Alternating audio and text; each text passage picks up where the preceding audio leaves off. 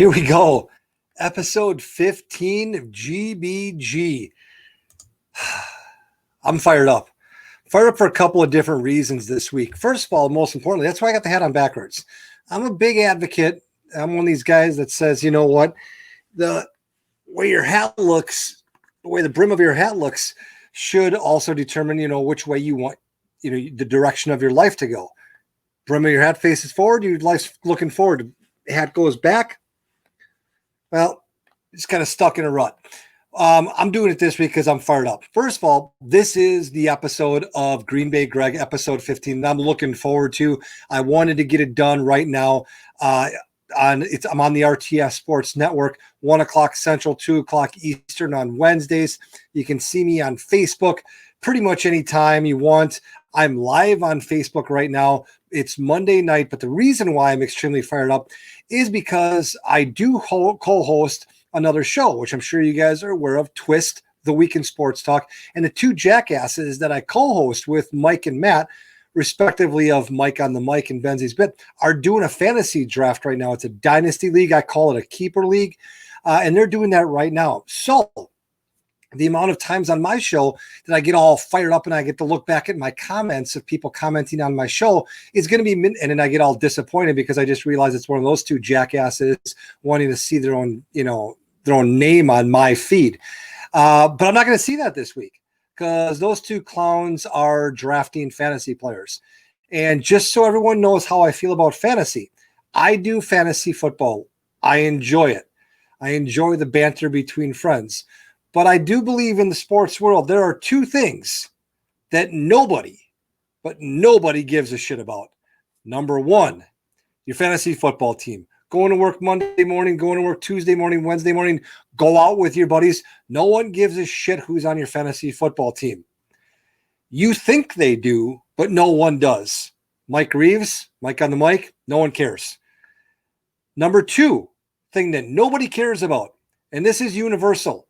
Nobody cares what your March Madness bracket looks like. Why? Because the only people that talk about their March Madness bracket are people who have about 20 different brackets, because they're the jackwagon that comes in to work on Monday morning and says, oh, I picked that upset. I picked that 14 over the 3. I picked that 12 over the 5.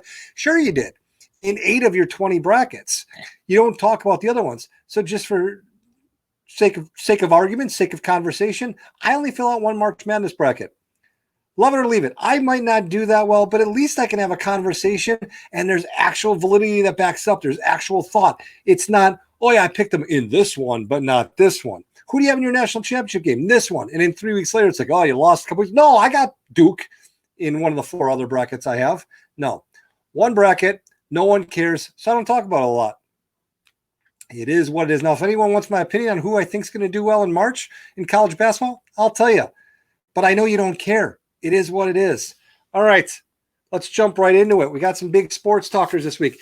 The one sports talker that I'm going to bring up this week is Dustin Johnson. First leg of the PGA Tour Championship tournament, the FedEx Cup. Dustin Johnson shot a 30 under par. And on Twist, the Week in Sports Talk, I picked him and Scotty Scheffler on Saturday morning as my 2 players to watch. Why? Scotty Scheffler is a young kid, shot a 59 on Friday. Dustin Johnson was 11 under par on his first 11 holes on Friday. Shot a 60, so he parred out after that. Bottom line is, I wanted to see if either of those 2 guys could come back from that. Now, DJ over the weekend, Saturday and Sunday, shot a 63 and a 64 respectively. That's unheard of. Shooting 30 under par. It's only been done twice before. Now, here's the thing. The 2 other times it's been done by Jordan Spieth and Ernie Els, they did it on the exact same course, 13 years apart. But the caveat to that was it was a par 73. The course that DJ just did it on was a par 71. Now, what does that mean to all of you non-golf aficionados, golf enthusiasts out there? There were less par 5s. Par fives are the holes where you have a better chance of getting birdie or even eagle. A lot of these guys, especially guys like DJ, can drive the ball so far, you might be on the green in 2, so you might be putting for eagle on your third shot or maybe a close chip. On a par 73, you have a lot more opportunities to do that. DJ did it on a par 71. He had 8 less, 4 less par 5s throughout this round, 8 less than those guys would have had in the times they did it. Kudos to DJ. It was a great round. The reason why I enjoy watching golf so much is because you're looking for one of 2 things in golf when you're watching it on TV. 3 things, give or take. But from watching golf, most people either want to see a guy like what we saw this weekend or what we saw in the 2000s with Tiger Woods. You want to see a guy lap the field, take off, go crazy, and let's see how well he can do. Or you want to see a battle between 2, 3, 4, 5 guys on Sunday where they're going from shot to shot to shot to shot. This guy birdies the 17th. Now let's see what this guy's going to do on the 17th. So it's a lot of fun to watch. We got a lot of that in the past, mainly because we don't have much else to watch. But we've had a lot of those head-to-head competitions on Sunday. So yesterday, it was nice to see DJ lap the field and see how well he could do. And he did go 30 under, which, like I said, was unbelievable. Moving on. You're better than that. Who's better than that this week? Who are we going to discuss? How about Earl Thomas, formerly of the Baltimore Ravens? Earl Thomas got into an altercation late last week, I think it was on Saturday, with another teammate where he hit him. They got into a scuffle. In football practices, this happens all the time. But Earl Thomas was kicked off the team. They sought a trade for the 7-time Pro Bowler, and since they couldn't find a trading partner, they just released him. I think it was today they officially released him. Sunday, I think that they made the announcement that they're going to release him. Well, you say, hey, Green Bay Greg, what's going on? A 7-time Pro Bowler? In the handful of probably top 20, 25 defensive players over the past 20 years, why would they just release him, Green Bay Greg? Well, I'll tell you why. Because the guy's a jackass. He's not worth the trouble. Back in May, police had to be called because his wife is sitting there pointing a gun at him. Now, why was his wife pointing a gun at him, Green Bay Greg? Because him and his brother were sitting around being less than, they weren't exactly holding true to their marital vows with a whole bunch of women. So he causes all of this public controversy, all of this public backlash, which the Ravens now have to, handle. They have to do damage control on all of this stuff. Earl Thomas is acting like a jackwagon because he's committing infidelities. He's not exactly being faithful to his wife, and his wife goes batshit crazy. I'm not saying I advocate, a wife pointing a gun at her husband, but if you're going to cheat on your wife, you get what you get. You don't throw a fit there, Junior. So what happens? So now he gets in this other scuffle with another player. Well, I think the Ravens just said, you know what? He's not worth it. So you know what? When you're on probation, whether it's actual probation or it's just the team saying you know what? This is your last chance. Don't begin in the skirmishes with guys on your team because you know what's going to happen. You're going to find yourself out on the street looking for a new team. And who wants to deal with that baggage? Will he get picked up by someone else? Sure. But I also have a feeling he's going to lose several $1 million in the process. Earl Thomas, what you thinking, dude? You're better than that. Well, maybe you're not. You know what? A lot of these times when I do the whole "you're better than that," after I talk it out for 3 to 5 minutes in the topic, I usually realize that these guys aren't better than that. They're just jackasses. So Earl Thomas, you know what? You're just a jackass. Let's move on. Let's go into GBG's moment of zen. What am I going to talk about my moment of zen? Well, the NBA playoffs have started. We're either getting done with the first round or the first round of the NBA playoffs is soon wrapping up. And what we're seeing is a lot of one-namers. What do I mean by one-namers? If I say Luka, Giannis, Draymond, Kawhi, the Beard, PG, all these guys that I'm saying, LeBron, obviously, AD, all these nicknames, these one names, we know who we're talking about. Everyone knows who you're talking about. Why? They're saying that the NBA ratings in the bubble are down. Maybe they are, maybe they aren't. I don't care because I'm actually enjoying it. It's fun to watch. Why? This is the 15th episode of GBG. I've probably said it 14 other times before today. I love stories. I'm not as much a fan of looking at the scoreboard as I love stories. And these are really cool stories. Watching Luka last night, drain the three at the buzzer when they were down by one. He's 21 years old, Eastern European kid, coming up in the top 5 best players in the NBA right now. Personally, I'd put him at number 3, put Giannis number 1, LeBron number 2, Luka number 3. I know that Matt likes to put Leonard in there. Mike will swear on anything holy that LeBron is still the greatest. I'll get into that in a little bit. My point is that watching all these guys, watching Dame Lillard, single-handedly bring Portland into the playoffs, watching Giannis do his thing for the Bucks, watching all these guys just light it up it's cool to see. And it's cool because on the show, Twist, the Week in Sports Talk on Saturday, I was talking to Steve DiMiglio, golf writer for USA Today, and I was asking him a lot of questions about, what's better, the age of Tiger or the age of 10 guys who any one of them could be Tiger for that week, kind of blow out the field. And he argued that you're never going to see another Tiger again. Well, I love the age of basketball we're living in because it's the same as golf. There is no clear cut, best player, for a series. Is Giannis right now the MVP? Like I said, I'll get into that in a second. Is LeBron the best player of the past 20 years? I believe so. Best of all time, it's hard to say. I know Mike will argue with me, but I believe the eras were different. So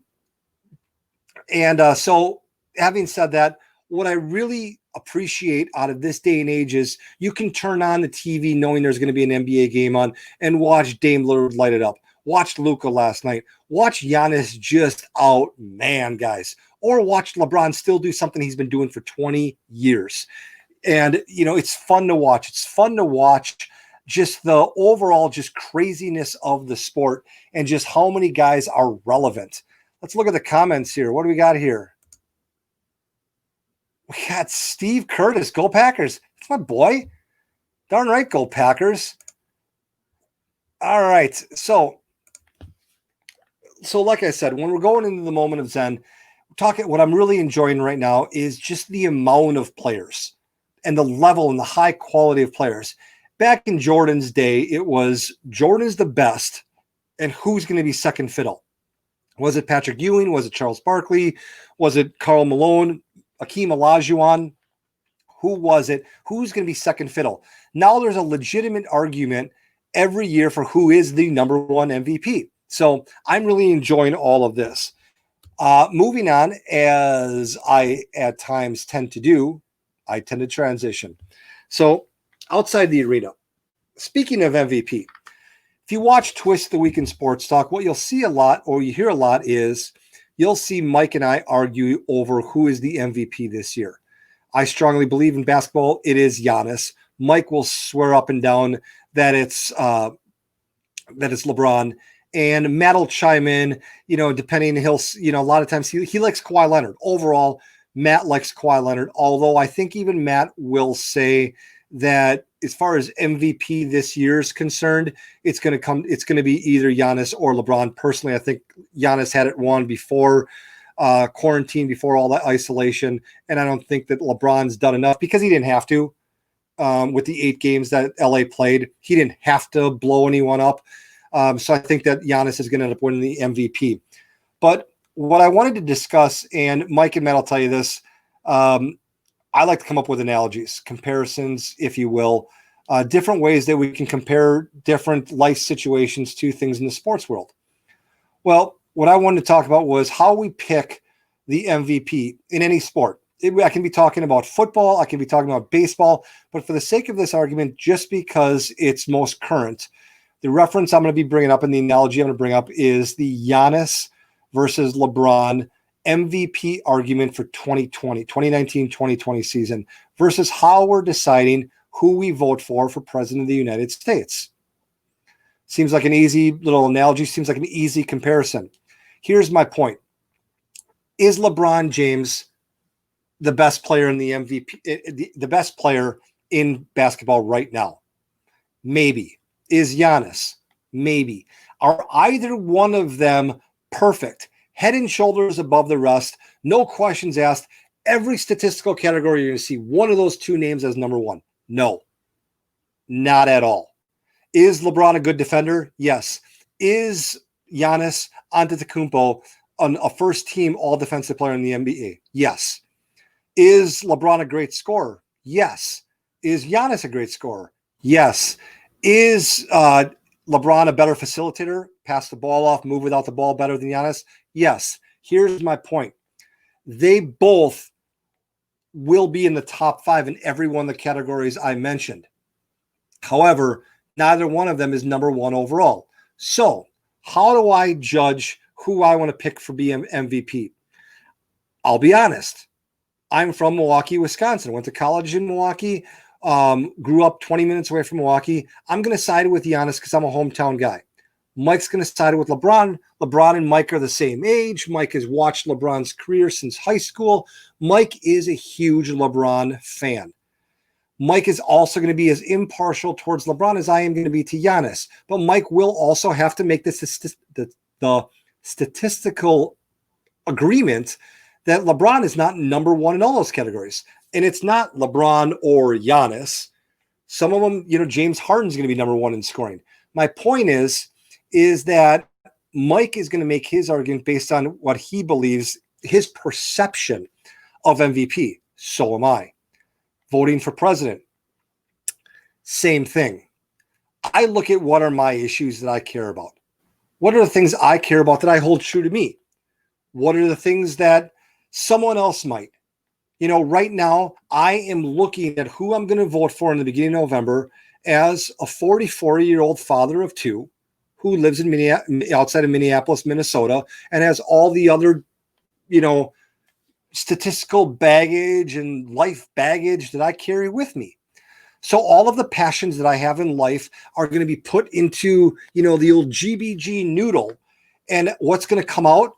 Well, I'm going to look at both candidates, whether it's Joe Biden or Donald Trump. And I'm going to say, which one of these two guys fits my the GBG agenda better? Just like voting for MVP. What am I not going to do? Like I mentioned on one of the first episodes of Green Bay Greg, I'm not going to look to see who Oprah Winfrey wants to vote for, or Michael Jordan, or Denzel Washington, or Tom Cruise, or who one of these other jackasses, Alec Baldwin, or Rosie O'Donnell. I think those two jackwagons are the two who said that they would move to Canada if Trump won. And here they are still sitting in America. I'm not going to go to those people and look to see who they want because they have nothing in common with me.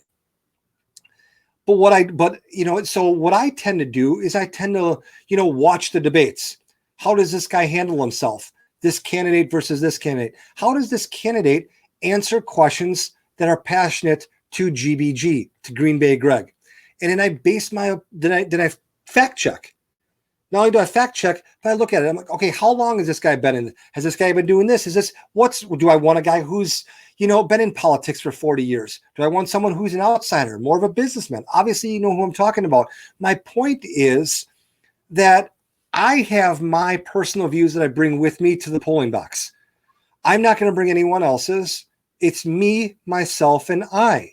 I can disagree with someone, but if you're going to treat me like a human being, I would love to have the discussion with you as to who I'm going to vote for and why. It is what it is. Now, so it's the same thing as voting for MVP. It's not like I'm voting for Giannis if I had a vote and I say, no, LeBron's a bum. LeBron doesn't even need to be starting on an NBA team. No, of course not. It's just because of everything I said and the way I enjoy watching basketball, I would pick Giannis, and it does have personal favorites, just like our politics, just like who we're voting for. We have personal agendas. Let's not deny it. But for the love of God, let's stop denying it. Jeez. Here we go. GBG challenge. Last week, I got passionate about, the different things that we see on social media. What I'd like everyone to do is do some fact checking. And not only two challenges this week. Number one, do some fact checking. If you see things and you see, ooh, this candidate was linked to Jeffrey Epstein, find out why and find out what it was about. I did. And a lot of the reason why I'm voting is based on some of that. Then I realized the entire Democratic Party's quote unquote dealing with a lot of different stuff. But I did learn that Donald Trump did have business relationships with Jeffrey Epstein. And then Donald Trump broke off all of the relationship that he had with him from a business standpoint with him when he learned that he was involved in very shady, underhanded things that can be perceived as pedophilia. Democratic Party didn't exactly have that strong of a stance on it. Other things I want to do is I just want people to just put more thought into things. Who are you voting for? Why are you doing it? Who are your sources? I see stuff on Facebook all the time. Vote for this guy. This guy sucks. This guy's terrible. This guy's the greatest. Great. What am I also going to do? I'm going to look up your profile. Let's see what type of person you are. Sorry, but if you're 21 years old, you're living in your parents' basement, you don't have a job, you have 17 piercings in your face, you have purple hair, and you think that the government is out to ruin us, and you're a conspiracy theorist where you think that, we're being controlled by all of these fictitious, you just have, in other words, a lot of crazy, outlandish things going on in your head, probably not going to take you seriously. You're not exactly the most credible human being. What am I going to do? I'm going to look at someone else who might be 44 years old or give or take, might have kids that they're looking after and say, okay, that person has FU. Let me see what they're about. Okay. They hold up. Let me look more into this. I'm not going to base my opinion on it, but they might hold a little more credence, a little more credibility. Why? They might be swimming in the same ocean I am. So my point is look into things, look a little deeper into things. And you know what? Stop being so offended as a freaking society. We're offended by everything. And for some reason, okay, let me get this straight. So we're eliminating any reference to the Dukes of Hazzard because they have the Confederate flag on top of their car, which was known as the General Lee. Okay, that's wrong. I get it. If that's what you want to do, if that's what your stance is. We're changing the lake. It used to be called Lake Calhoun here in Minneapolis. Now it's Bde Makaska. Why? Because we hear different things. But one of the most popular musicals of all time, especially in current age, Hamilton, is still allowed to play even though Alexander Hamilton was a slave owner. Why? Because it's catchy music. So apparently, Democrats, you don't want Lake Calhoun because Calhoun was a slave owner. We can't have the General Lee because it's referencing slavery and Confederacy, but we can hold on to Hamilton. Why? Because those jackwagons on stage insult the Vice President of the United States, and because we think the music is catchy. This is why I can't stand Democrats, because you're not consistent, and most of you just go with the flow. I don't like this, but you know what? I like this because it makes me happy. Life's not about being happy sometimes. Life's sometimes about making tough choices. And you know what tough choices are? Telling your kids, you know what? There are a lot of people who were part of this country who helped, form this country, founding fathers, and they did things that I don't want you guys to do, that I wouldn't do when it comes to slavery, when it comes to the way that women were treated. But you know what? They were the founding fathers of our country, and we learn from our mistakes. We learn from situations that we dealt with in the past. So you know what? We live and we learn. We don't black paint over something or paint over something and then forget it ever happened. We learn and we move on. If you want Hamilton, fine, but be consistent. Keep Calhoun, keep the General Lee, keep the Dukes of Hazzard, keep all this other stuff. Just be consistent. GBG.